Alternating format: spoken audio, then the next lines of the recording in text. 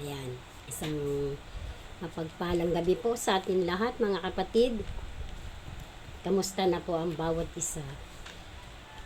Tayo po ngayon ay nasa season 36 na po ng ating prayer and devotion. Sa ating pong pag-uumpisa, manalangin po muna tayo.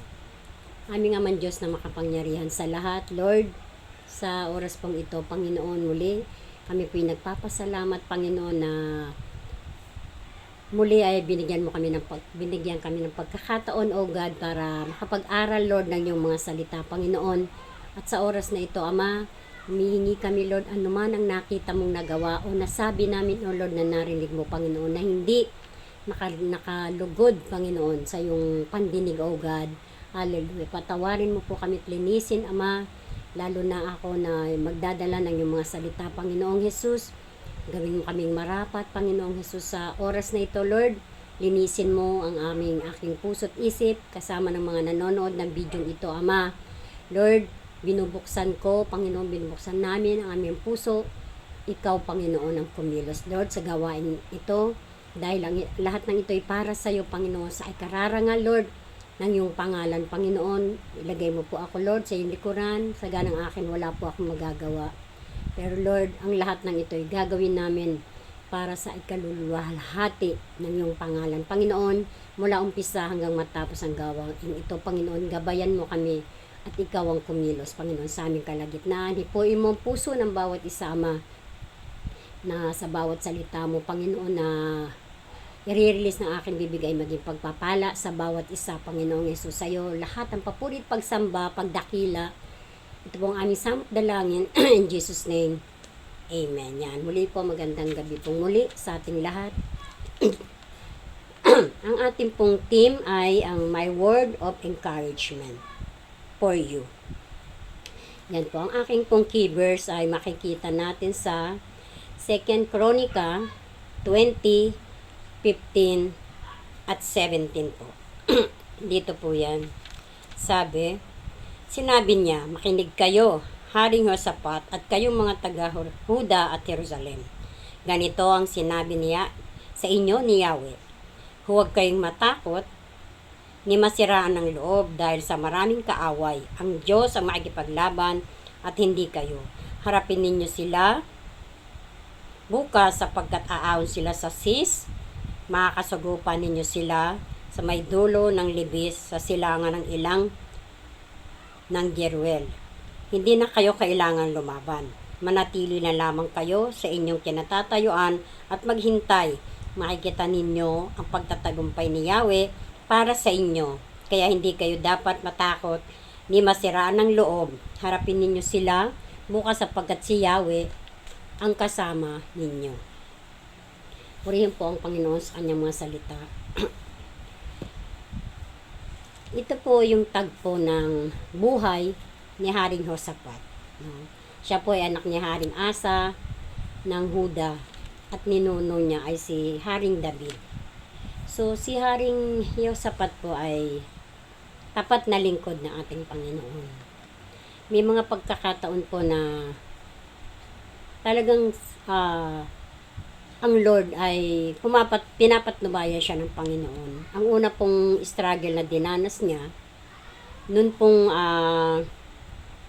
sumama siya sa hari ng Israel na nilusab nila ang Ramoth Gilead. Sumama siya para tulungan niya yung itong haring ito. Subalit, dinaya po siya nito na pinagsuot siya ng suot ng hari. Samantalang siya nagbalat kayo. So, yung pala po, ang tatutugisin ng mga kalaban, ng kaaway, ay yung nakasuot pang hari. Dahil ang alam nila, yun ang hari ng Israel. Yun nga po si Haring Ahab.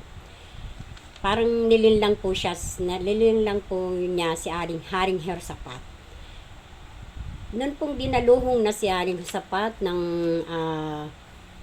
mga kalaban,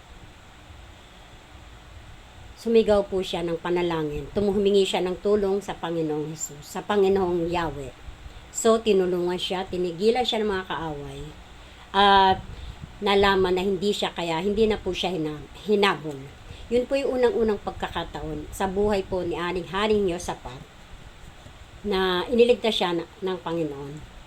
Yung unang pagkakataon, sinunod niya lahat, no? Ang pamumuhay ng kanyang mga ninuno. Kasi kaya siya kinalugdan ng Panginoon. No? Sinunod niya yung pamumuhay ni Haring David na kanyang ninuno. Hindi siya sumamba sa mga Diyosa ni Baal. No po?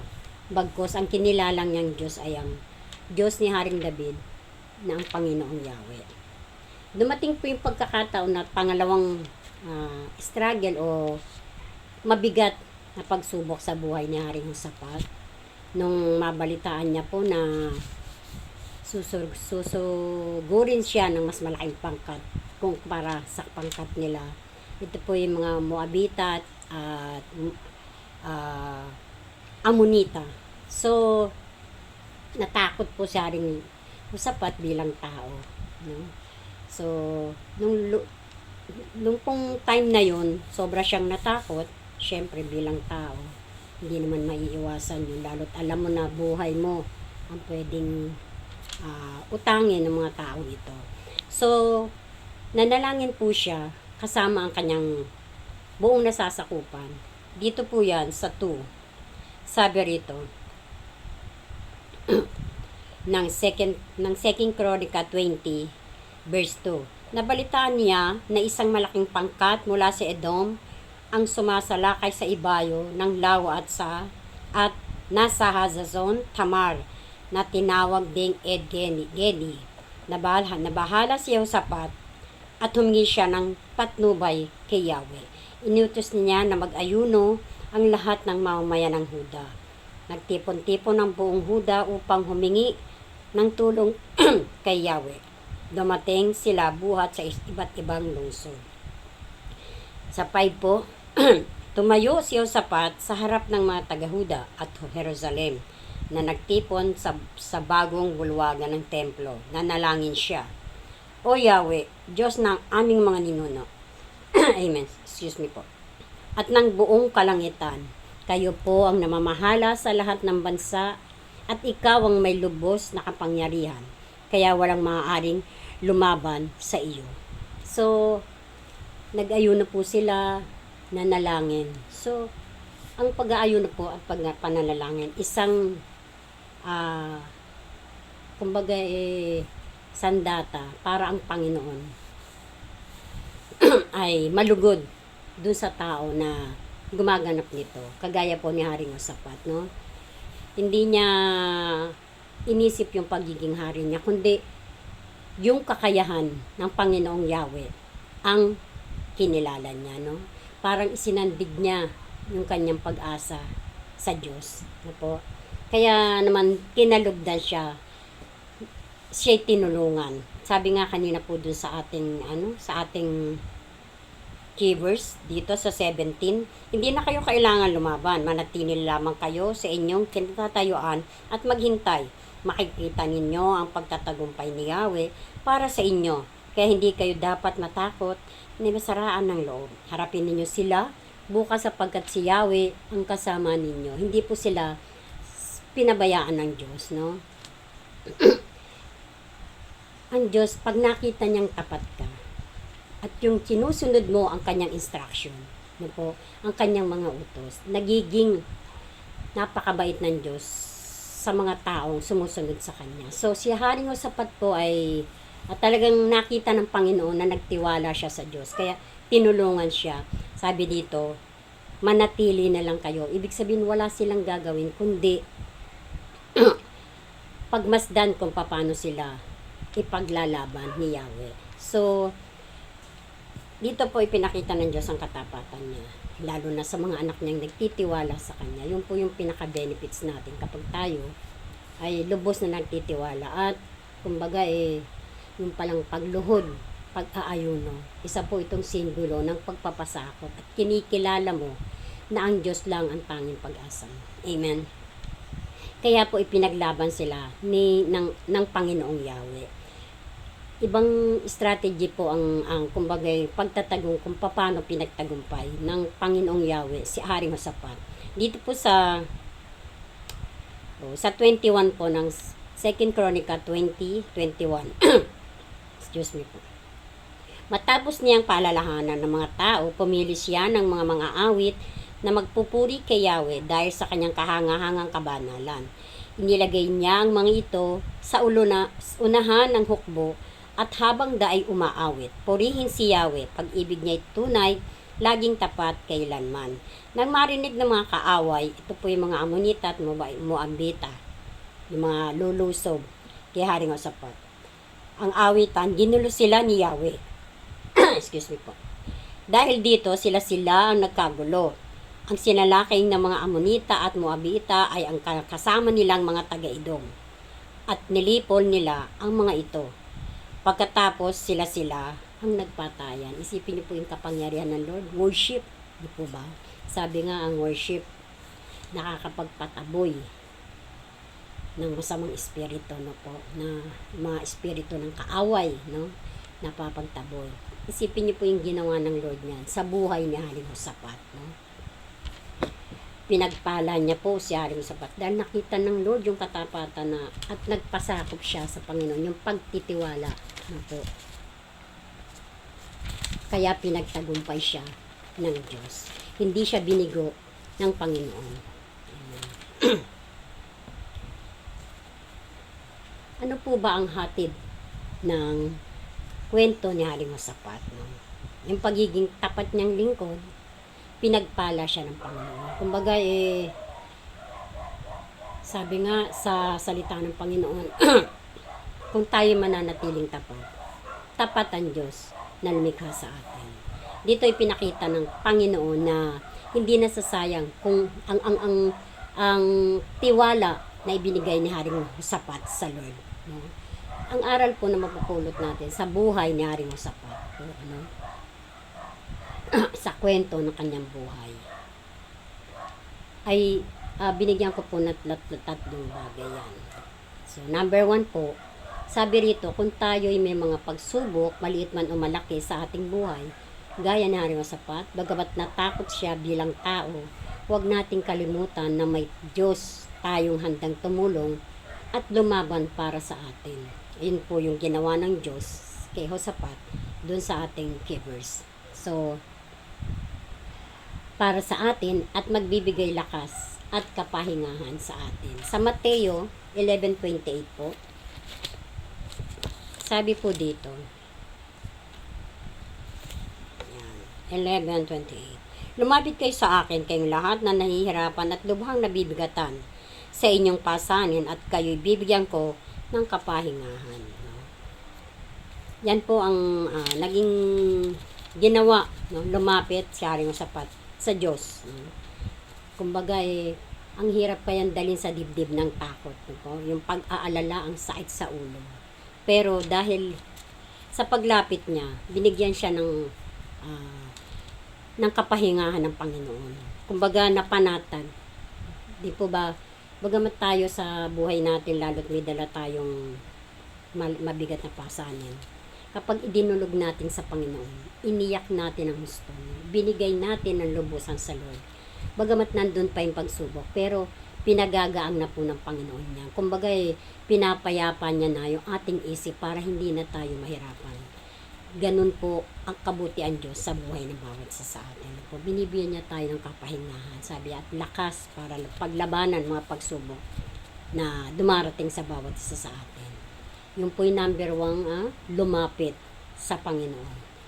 Sabi po sa pangalawa, panghawakan natin ang pangako ng Diyos at magtiwala sa kanyang kakayahan.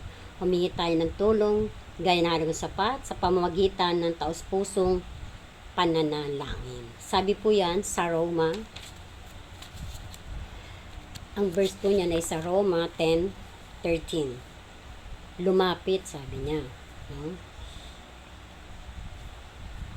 Panghawakan ang pangako. Sabi po rito, sa Roma 10:13, dahil sinabi sa kasulatan, maliligtas ang lahat ng tumatawag sa pangalan ng Panginoon. Yan po.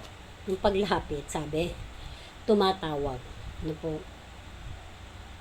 ito po'y paraan ng pananalangin. Ito, yung pagtawag natin sa Panginoon, sa tuwing tayo nananalangin, tumatawag tayo sa Panginoon. Ito po'y pinakaugnayan natin sa Lord sa lahat ng oras, lalo kapag tayo'y humihingi ng tulong dahil sa mga pagsubok na pinagdadaanan natin na halos hindi natin kayanin na po. Kaya yun po, sabi sa Roma, lahat ng tumatawag, sabi niya, maliligtas. Amen. Sa number 3 po, sa bawat pagsubok, may kapalit na ginhawa. Dahil sa nagtitiwala bilang mga anak ng Diyos, lalo tayong lumapit sa Diyos at huwag mawala ng pag-asa. Andyan ang Diyos na lagi nating maaasahan anuman ang sitwasyon.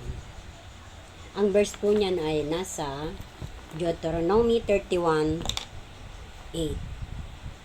Sabi po rito, si Yahweh ang mangunguna sa iyo, sasamahan ka niya, hindi kanya bibiguin o pababayaan man. Kaya't huwag kang matakot, may panghinaan ng loob.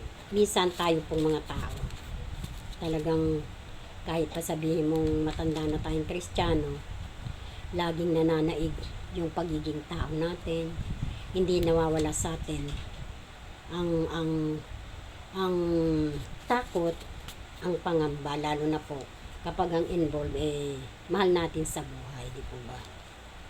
Minsan iniisip natin na kumbaga tinitignan natin yung pagsubok na ang Diyos walang ginagawa.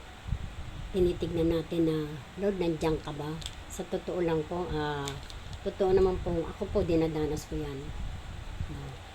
Kasi bilang tao po, mahina tayo. Pero, andyan ang Panginoon, no? Pinatutunayan ng Panginoon na hindi siya nagpapabaya kailanman sa atin. No po? Kaya lagi natin iisipin na, bagamat nasa pagsubok tayo, mas lalo po tayong lumapit sa Lord. Lalo tayong manalangin, no?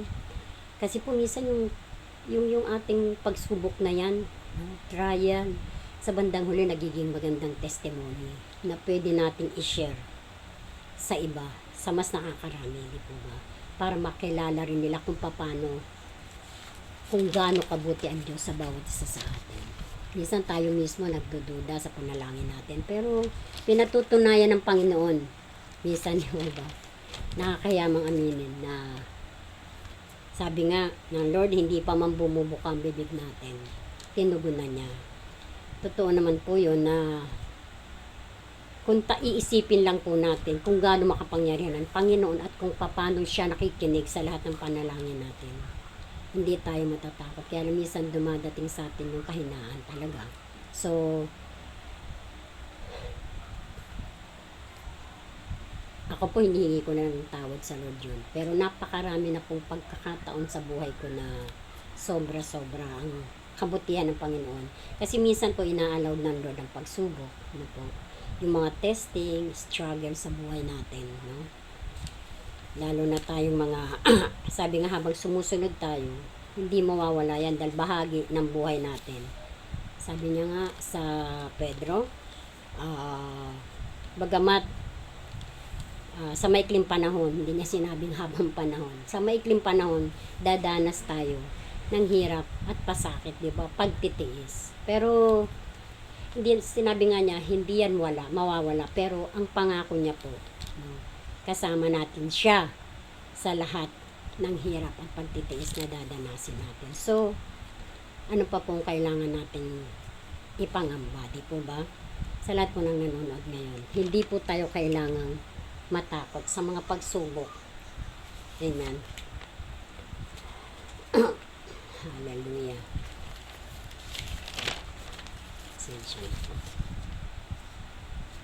Isa pong gusto kong i-share na talagang kitang-kita po ng dalawa ko ang kabutihan ng ating Panginoon.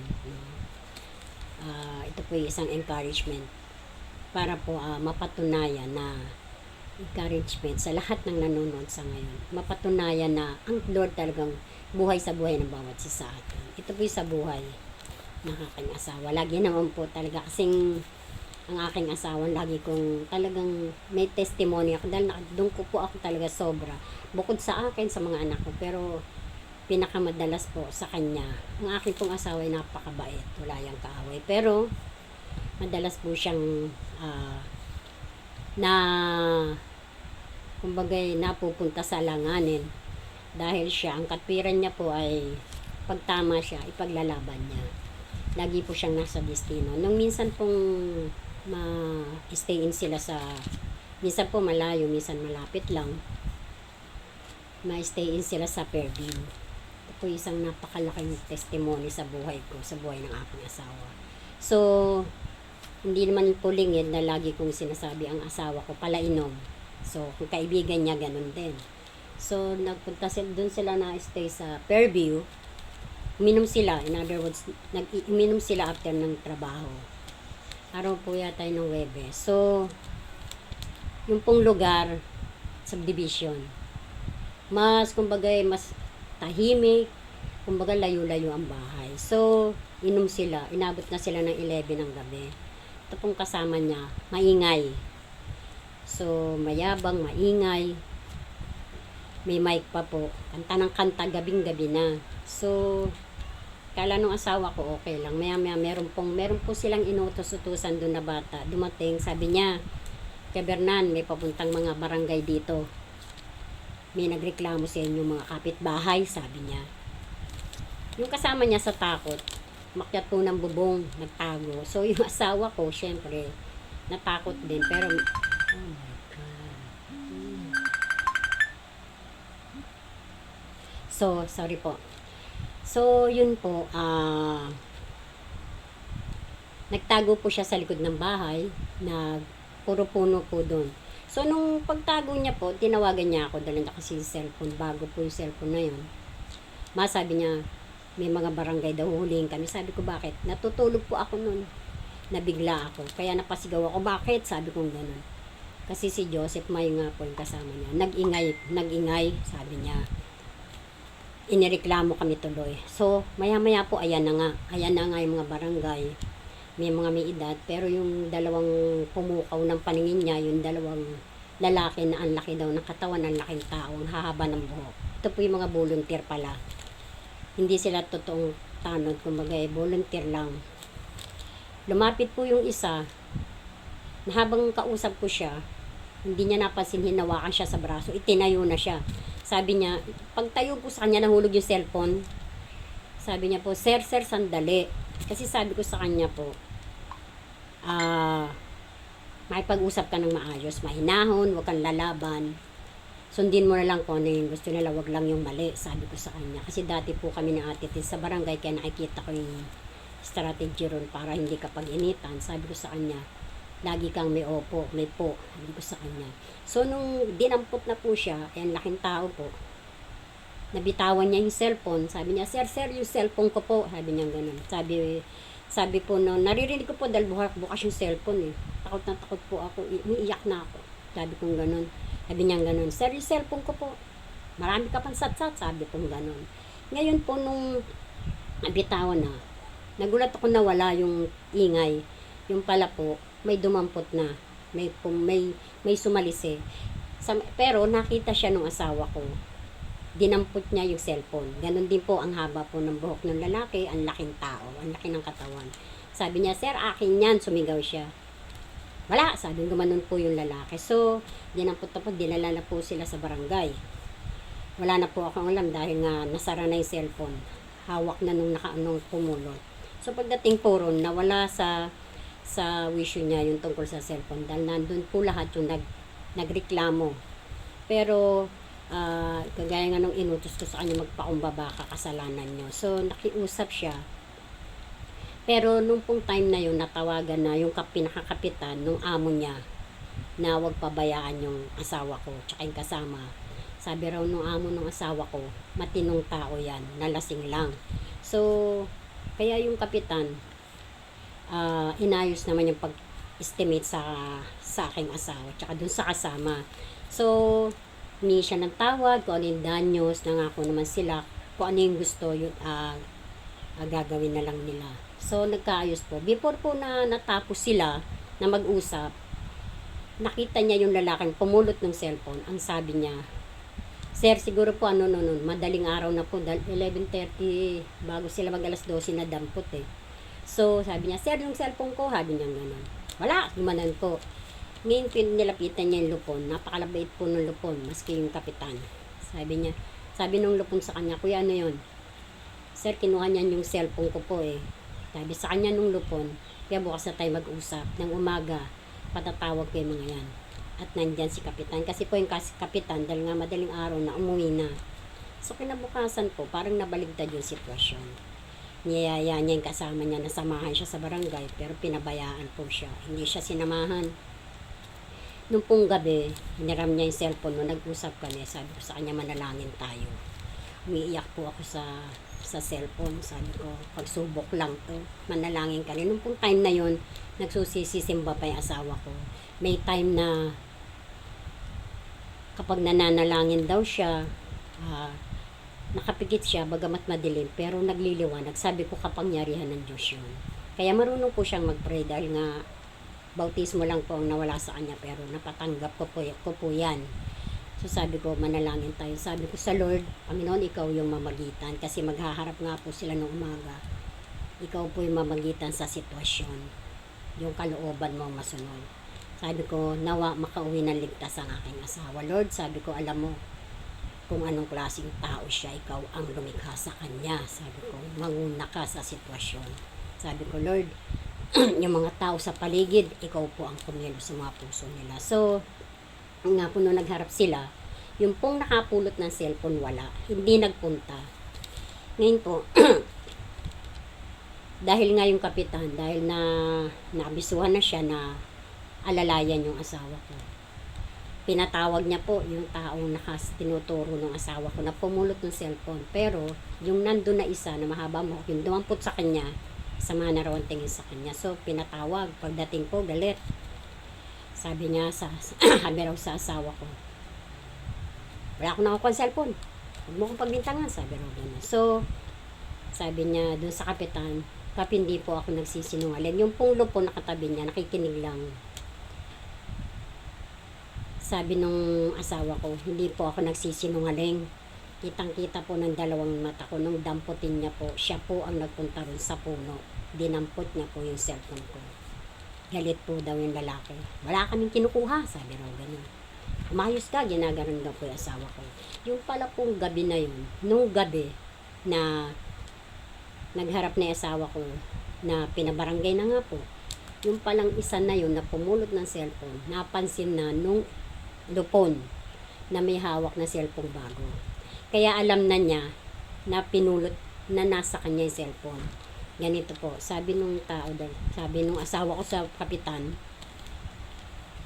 hindi po ako nagsisinungaling, kinuha niya po yung cellphone ko. So, sabi sa kanya nung kapitan, mabigat yung pagbibintang, sana hindi ka nga nagbibintang, sabi daw sa asawa ko nung kapitan. Sabi raw ng asawa ko, hindi po ako nagsisinungaling. Ngayon po, nung may binulong yung lupon doon sa kapitan. Hindi alam ng asawa ko kung ano yung binulong. So, nung bulungan yung kapitan, yung dalawang lalaki na yun, yung mahahaba po ang buhok, isa po yung pumulot yung cellphone. Kinausap sa loob. So, sumunod yung lupon. Yung lupon po, meron na palang alam. Nakita niya na pala yung cellphone dun sa isang mahabang buhok. Yung pala pong binulong niya na sinabi niya rin sa kapitan na may hawak na cellphone niyang kagabi, mukhang bago. Kaya yung kapitan, tinawag silang dalawa dun sa loob. Siyang sa pasok ng lupon, nakikinig din doon sa pag-uusap nila. Sabi raw po nung kapitan, kung hawak nyo yung cellphone, ibigay nyo na. Kasi yung tao sa labas, sinabi nung amo, matino yan. Mukha namang mabait.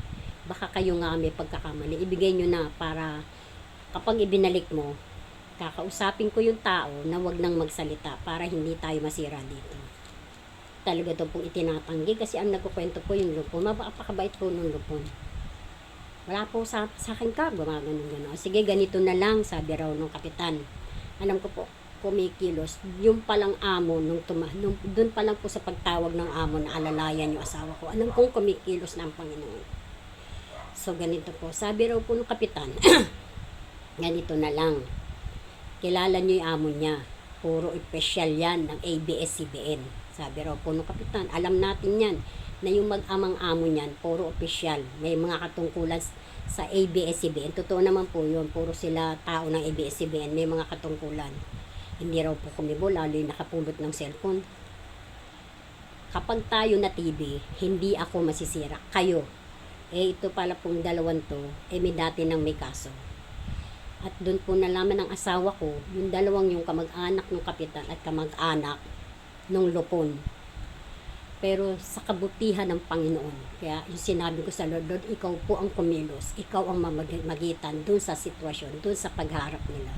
Kaya sabi po ng kapitan, ibigay nyo na para walang usapin. Kasi pag tayo na TV, kayo ang madidiin. Nagkaroon na kayo ng kaso, napasok na kayo sa loob, mapapasok kayo uli. Hindi ko kayo kakampihan dahil kayo ang mali. Alam niyo po, paglabas daw ng kapitan, dala na po yung cellphone. Inabot sa asawa ko. Alam niyo po, yung dalawang lalaki daw, sabi ng asawa ko. Sa titig pa lang, parang pinabatay na raw po siya. Sabi ko, kilos ng Panginoon po yun. Ngayon po, nung iniabot po, yun nga po, sinabi nga dun sa asawa ko na, Kuya, total nabalik naman, di ba sabi mo kanina, mabalik lang, wala nang usapin. Nangako naman po yung asawa ko, hindi na po ito makakalabas. At kakausapin ko yung amo ko na, wag na rin silang anuhin. Kaya, kumbagay, na-clear po, ganito po, yung Lupon bago lumabas dun sa room, at saka yung kapitan, may narinig silang sinabi nung dalawang lalaki. Kaya pala sumigaw daw, narinig din daw ng asawa ko sa labas. Subukan nyo, gumanon daw. Kasi ang salita daw po nung dalawa, balikan natin. Yun daw po ang balikan daw nila yung asawa ko. So yung Lupon, kaya pala nung iabot yung cellphone nung kapitan sa asawa ko po, sumenyas doon sa Lupon. Yung pala ibig sabihin po nun, ihatid yung asawa ko. So, sabi daw, puro sa dalawang masalbahe. Huwag kayo alis dyan. Sabi raw ganun. So, ang ginawa ng Lupon, kita nyo po yung na-bless po ako talaga sobra. Ang ginawa ng Lupon, pinuntahan sila dun sa mismong bahay. Pinag-impake kasi sabi nung Lupon, umalis na kayo ngayon din. Lalo ikaw, tinuro po yung asawa ko. Kasi hindi nyo kilala ang pwedeng gawin ng dalawang yon. Doon niya po inamin na mga pamangkin ko yon. Tsuhin namin, pinsan ko yung kapitan. Kapang pamangkin nila, yung dalawang yun. So alam niyo po, hinatid sila dito bago makarating hanggang monumento. Kasi Fairview po, hinatid sila. Sabi sa kanya, hanggat maaari ka na munang babalik sa Fairview. Hindi na po bumalik ang asawa ko doon. Kitang-kita ko po kung paano, isipin niyo po, hindi nila kilala ang asawa ko. Isa pa, magkakamag-anak sila. Kung may magkakampihan man, di ba po, di ba sila? Pero dahil nakialam ang Panginoon. Sabi nga, prayer changes everything. Kahit ang puso ng tao, kayang baguhin ng pananalangin, ng prayer natin. Kayang hinipo ng Diyos ang puso ng Lupon at ng kapitan, maging nung amo nila, ng amo ng asawa ko. Ganun po makapangyarihan ng Diyos. Ganun po kabuti ang Panginoon kung patuloy tayong magtitiwala. Noon pong time na yun, wala akong ginawa kundi umiyak. Halos hindi ako natulong magdamag kasi minsan sumasagi sa isip ko baka hindi na makauwi ng buhay. Pero nire-review ko po. Kasi siya mismo, nung pong nakauwi siya, sinabi niya sa akin, manatakot din ako sobra kasi yung dalawa, parang sa titig pa lang nila, gusto na nila akong patayin. Alam niyo po yun, na ang prayer napakahalaga. Po, kahit anong delikadong sitwasyon, kayang baguhin ang pananalangin natin dahil po yan sa kapangyarihan ng Diyos. No? Ang hinihiling lang ng Lord, yung lumuhod tayo, hanggang kaliit-liitang dalahin natin, ipagkatiwala natin sa Kanya. At yung lubos na pagtitiwala natin, ibigay natin sa Panginoon. Maraming pagkakataon po sa buhay ko na napatunayan ko yan. Kayong mga nanonood ngayon ng videong ito, wala tayong pwedeng pagkatiwalaan kundi ang Panginoon lamang, ang Panginoong Jesus. Hindi niya tayo, sabi niya, hindi niya tayo iiwan, hindi niya tayo pababayaan. Kung sakaling may pinagdadaanan kayo, mabigat yan, pray. Kung sakaling sa palagay nyo, wala kayong kakampi, kalaban nyo lahat, pray. Ano man po ang sitwasyon. Ano po? tanging ang Diyos lang ang makakapagligtas sa atin. Kahit ang mga mahal natin sa buhay, may hangganan po yan ang pagtulong sa atin. Pero ang Panginoon, walang hangganan. Hanggang sa huling hininga natin, hanggang sa huling segundo ng buhay natin, hindi niya tayo pababayaan. Kaya wala pong dahilan para tayo'y mawalan ng pag-asa, para tayo'y sumuko. Ano po? At patuloy po tayong magtiwala sa Panginoon. Wag po natin, hayaan po natin mawala ang lahat, kung anumang bagay, kung anuman yung meron tayo. Ang wag lang po natin pamabayaan sa buhay natin, yung pananalangin natin, yung pagtitiwala natin ng lubos sa ating Panginoon. Dahil yan po ang magdadala sa atin sa katagumpayan sa buhay na walang hanggan. Yun lamang po at magandang gabi po sa ating lahat. Let's pray po.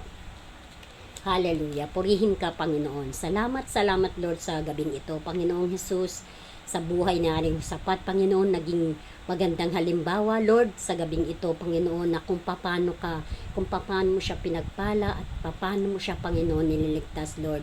Kahit sa panahon namin, Panginoon, na ginaganap mo, Lord, sa buhay ng bawat isa sa amin, Panginoong Jesus.